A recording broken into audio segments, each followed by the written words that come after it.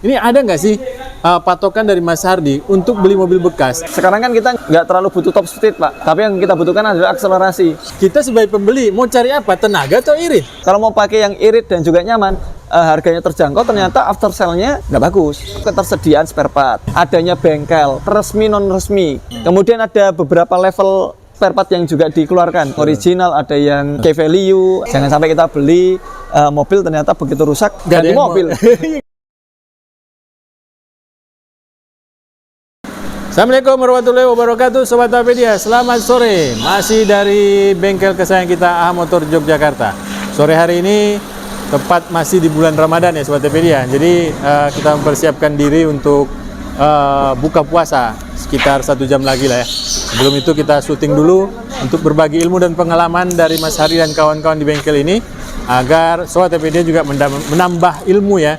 Mungkin sambil menunggu buka puasa atau setelah taraweh, terserah ya waktunya kapan. Baik Sobat Pedia, apa yang mau kita bagi bersama Mas Hardi dan kawan-kawan di bengkel AH Motor?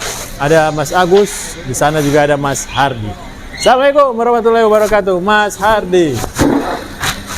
Waalaikumsalam warahmatullahi wabarakatuh, Pak Taufik dan juga Sobat Pedia. Gimana kabarnya, Pak? Ya, alhamdulillah Mas Hardi. Ini puasa kita udah keberapa nih? 3, 4? Puasa 30. Ada yang 3, ada yang 4 ya? Nah, ini 30 aja dia. Besok lebaran. Gimana Mas? Udah tambah sore. Tambah sore, lupa angka dia. Baik, Mas Ya, Hardi, ngomong-ngomong besok lebaran. Wih, Ya kan berarti banyak kawan-kawan yang mau beli mobil bekas. Beli mobil bekas, iya kan? Iya kan, bener ya? Iya, bener. iya benar. Nah, Iya, gimana? jadi kan mobil bekas ini bermacam-macam Mas ya. Iya benar. Mulai dari mobil yang tahun lama sampai yang sekarang. Dari yang lama ada yang setengah lama sampai yang baru. Oh iya benar. Dan ada yang berhubungan dengan teknologi. Nah, ini ada nggak sih patokan dari Mas Hardi untuk beli mobil bekas yang hubungannya nanti kepada efisiensi bahan bakar dan tenaga? Oh, apa acuannya apa Mas? Biar saya itu kalau mau beli mobil bekas harus yang kayak gini. Nah, Mas Hardi bilang gimana? Acuannya adalah yang injeksi pertama. Injeksi yang pertama, oke. Karbu dah kita tinggalkan aja. Oh. Karena saya nggak bisa ngerjain karbu. Mungkin teman-teman kalau ada ya bengkel spesialis karbu terdekat, nggak apa-apa ngambil deh. Tapi kalau saya menyarankan itu injeksi pertama. Terus yang kedua, kalau dia injeksi, coba kalau ada oksigen sensornya, pilih yang oksigen sensornya 2. Karena udah standar Euro 3 toh. Oksigen sensornya 2 itu maksudnya ada AF sensor, ada oksigen sensor. Itu di knalpot itu ada 2 sensor. Terus di ininya sendiri, chainnya itu dia sudah ada sprocket aktif dan dia ada, kalau bahasanya VVTi-nya. VVTi Toyota ya? Toyota ini. Kalau di Nissan ada intake valve timing, solenoid. Solenoid. Nah, ini barang ini Pak. Ini soketnya ini. Nah ini barangnya. Gitu. Baik. Nah, kita berbicara tentang teknologi ada 3 berarti Mas. Nah ya apa tuh? Kan yang tadi. Iya. Oksigen sensor. Terus mau bukain buka puasa. Satu lagi apa? Apanya Pak? Kan injeksi. Oh injeksi. Baik. Nah ini bisa dijelaskan Mas. Nah, ya pertama injeksi, kenapa kita pilih injeksi? Karena memang secara akselerasi antara karbu sama injeksi itu lebih enak injeksi pasti. Karena kalau karbu itu nunggu momentum kevakuman, tapi kalau injeksi dia butuh APP pedal gas itu diinjak, maka secara langsung seketika itu juga itu akan memerintahkan throttle untuk membuka. Kalau dia sudah pakai yang nggak pakai olor ya, kalau dia udah pakai kabel atau wiring, itu dia langsung responsif membuka, terus injektor langsung nyemprot.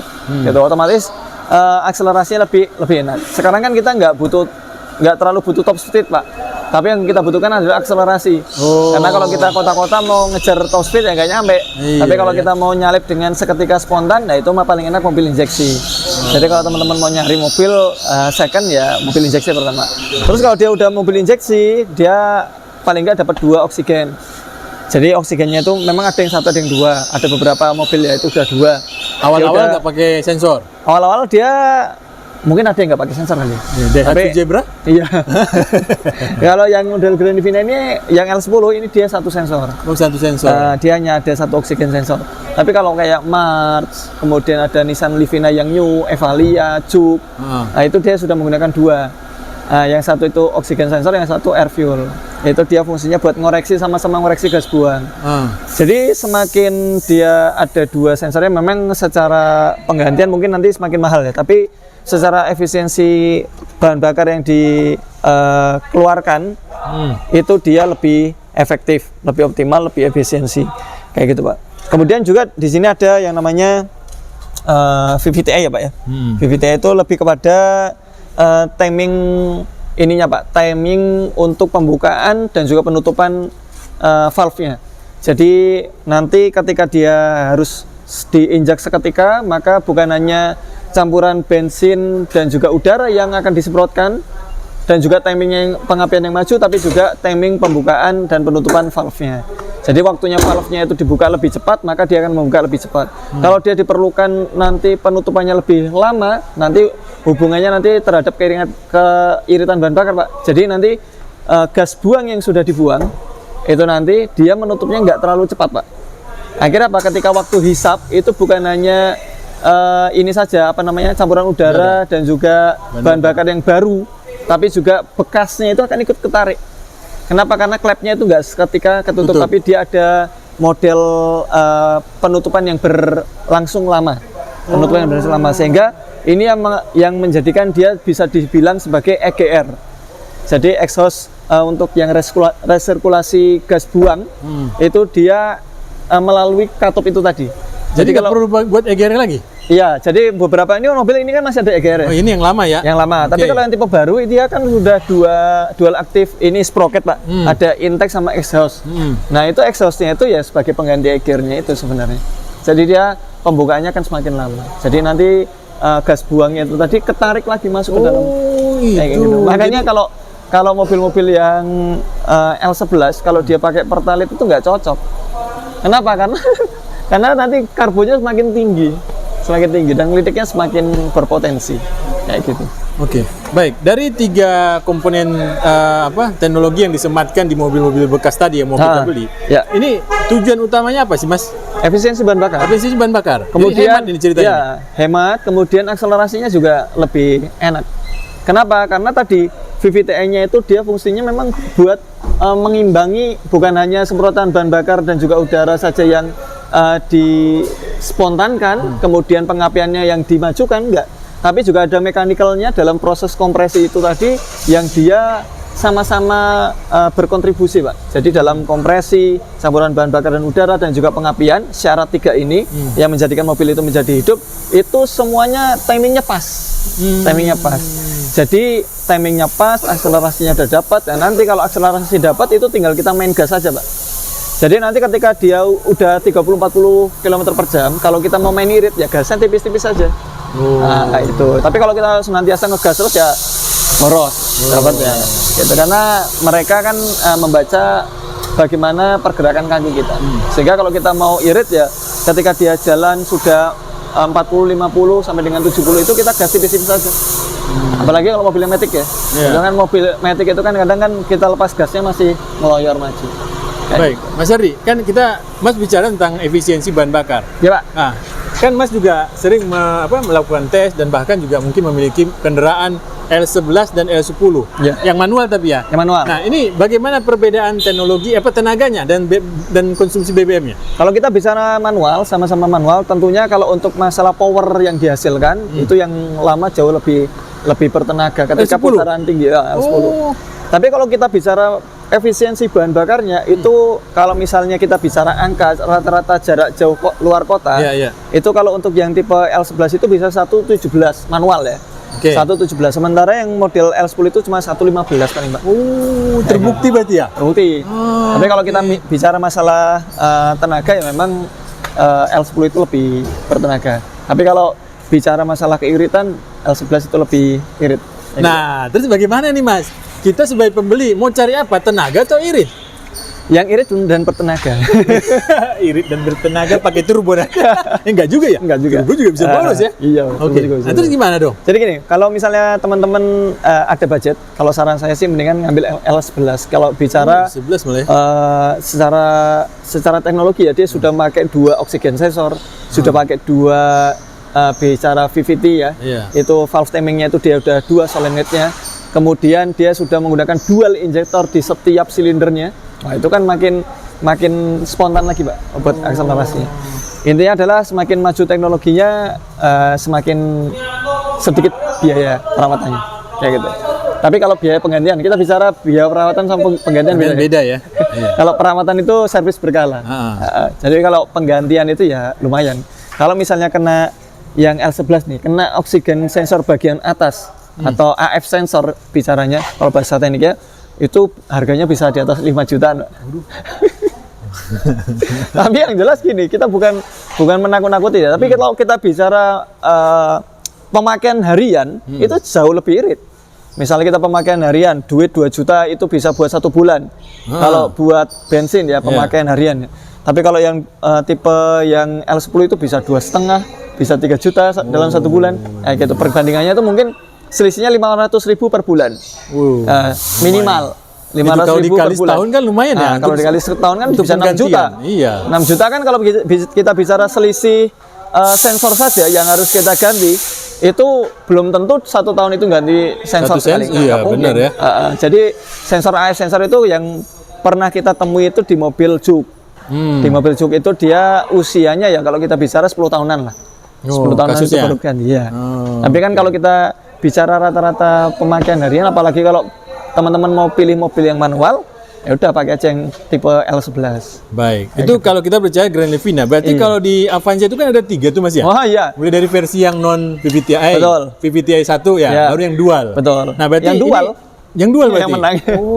Oke. Gitu. Jadi buat teman-teman kalau misalnya gini, bicara dual kayaknya mahal Mas gitu. Oke. Kalau misalnya bicara mahal, angkanya mungkin di angka 140 berbandingkan dengan harga 110 juta. Selisihnya 30 juta tuh. Ya kan? Kalau saya sih ya, mendingan nabung dikit. Oh iya. Nabung dikit, nunggu baru kita beli yang dual. Kayak gitu.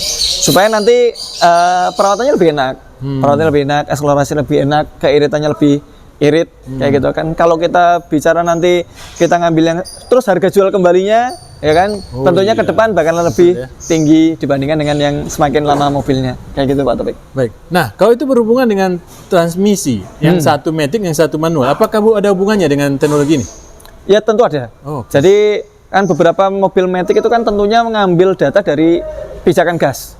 Ya kan, pijakan gas itu kan akan berpengaruh kepada performa maticnya juga. Nah, sehingga kalau teman-teman mau nyari nyaman, makanya matic. Kayak gitu. Kalau mau nyari yang irit, itu pakainya manual. Kalau mau pakai yang irit dan juga nyaman, pakainya matic, gasnya jangan dalam-dalam. Oh, jangan ini ya. Ya, gasnya jadi gas secara tipis-tipis saja. Jadi kita ngejarnya kalau udah jalan 40 atau 50, selagi mobil bisa dilepas gasnya, terus mobil masih bisa ngeloyor, ya udah kita nggak perlu sering-sering ngegas. Intinya gitu. Baik. Nah, ini tidak hanya Grand Livina dan Avanza kan yang sudah VVTi ini. Kalau di Honda kan ada VTEC ya? Ya, ada VTEC. Ada VTEC. Terus di teknologi mana lagi Mas? Yang semua mobil? Hampir semua mobil kan udah pakai solenoid kayak itu. Kita pernah review Stargazer itu pun juga udah pakai itu. Dan dia lebih keren lagi, udah pakai sistem yang elektrik ya. Berarti syaratnya itu kita mencari tahu dulu Mas ya, di sosial media ini mobil sudah injeksi belum? Gitu Kalau saya sih biasanya nyari mobil teman-teman, itu adalah pertama kebutuhan kita apa dulu. Kalau kita menginginkan satu keluarga masuk semua, berarti kita nyari yang 3 baris. Ya betul. Ketika kita nyari yang 3 baris, maka kita cari tuh mobil 3 baris dengan konsumsi bahan bakar paling irit. Nah nanti biasanya ada vlog-vlog yang dia sudah coba menghitung-hitung Pak, mana yang paling irit ya kan, udah membandingkan mana antar mobil satu dengan yang lainnya irit. Kemudian setelah itu ditentukan tuh, oh iritnya segini.